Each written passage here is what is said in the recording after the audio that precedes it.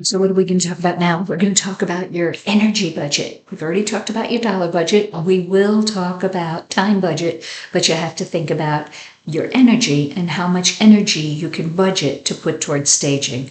All right, you really have to think about it because you may have a stager come through, or you may watch my videos and say, okay, I've got a lot done, and I've got the notes, and I've got the sheets that she offered, and we're going to go ahead and get to this. That's great, but you have to think about how much energy you're going to have towards it, because you have to figure where you're going to put that. I don't want you to start the process and start your staging experience in one of the kids' rooms, because if you don't get to the kitchen because you were so busy with the kids' rooms, you've really kind of cut yourself off at the knees, okay? So let's talk about energy. Say you come home, you're tired at 6:30, you still have to feed the kids. It's you think you're going to get this thing done, these notes that you made, and it's just not happening. One of the things that you can do for energy is go ahead and take a breath, throw on some sneakers, take a 15-minute walk.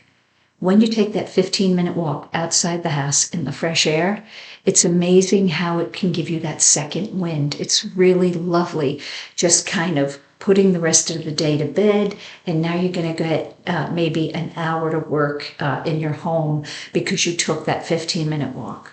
The other thing that really helps my clients is water, making sure you're hydrated.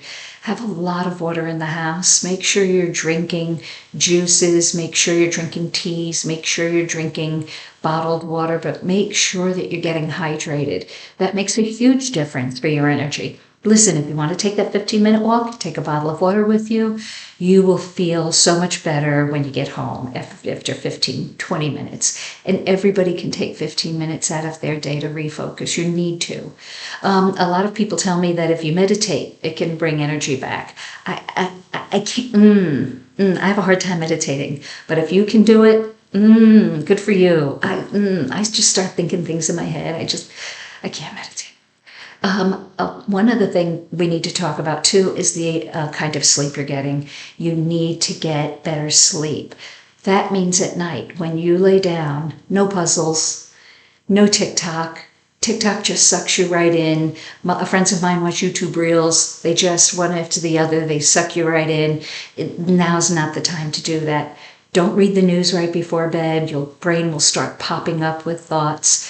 You want to take the time to just read a good book and just bring it down. And if you don't like reading books so much, one thing I do is when I'm not reading, there's a TV show on BritBox called Murder in Paradise. And it's a very it's a murder mystery, but you don't see bloody bodies. Somebody, gets hurt in the beginning of the TV show, but then it's just a more light-hearted show with Caribbean music in the background and lilting accents, and that really actually helps me get to sleep very much. It's not a sordid TV show, so maybe you watch a TV show that's more light-hearted, easier to rest to, some pretty accents that are soothing to your ear. Try that.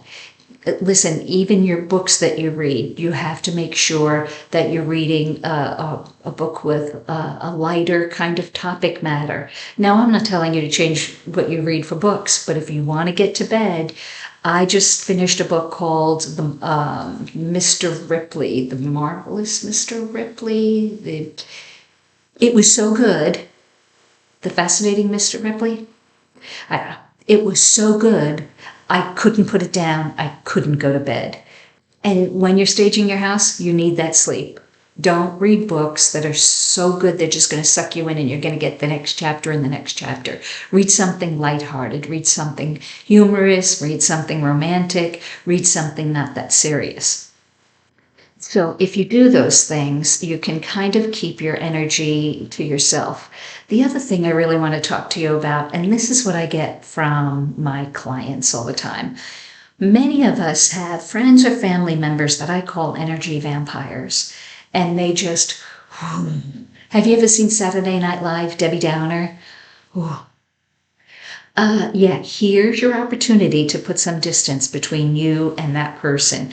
And they're hard to put distance between. They're very good at getting into your space with their drama. You can say, I really want to hear this. I really want to hear this story, but I need to get back to staging. The stage is coming tomorrow. I need to get back to staging. I've got to watch that next video. I need to get back to staging. I'm talking to the realtor tomorrow.